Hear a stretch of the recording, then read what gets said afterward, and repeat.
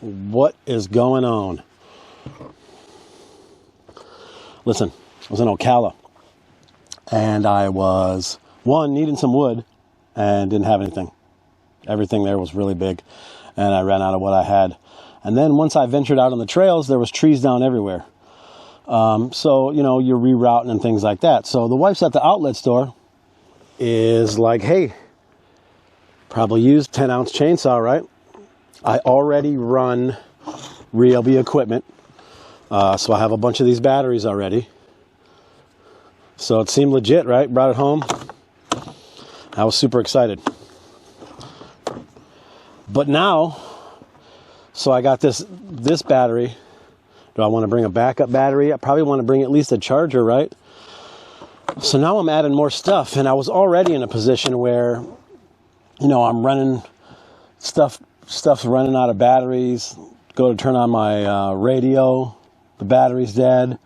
Lights, you know, I got enough stuff I'm thinking about already. So I was looking around, and one thing I already had at the house was this flashlight. Came with, I think I got 2 drills and a power saw or something like that. Came with this flashlight. Okay, so, well, I'll just bring this flashlight, and that'll help me, you know, use some of my battery cross. Now I don't have to worry about batteries for a flashlight. And then I went down a rabbit hole. So, turns out, power tools for everything, right? Next came along.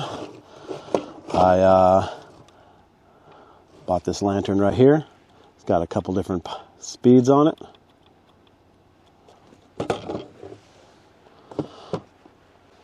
I had a bar light, and it went out.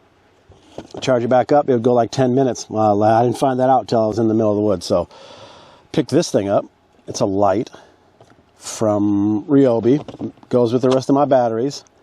Lifts up. So it's got a light here and a light here on it. And then I just put this one usually on the tailgate if I'm cooking off my tailgate or something like that. You can come whatever lights you want to use on it. This thing flips over backwards, so it's like a full lantern if that's what you want to use with it. You know, or it's just a little table light you got going on stuff under here, you know. Oops. Take it a step further. JBL didn't have batteries in it. Turns out it's one of those USB chargers that I don't carry anymore, you know, like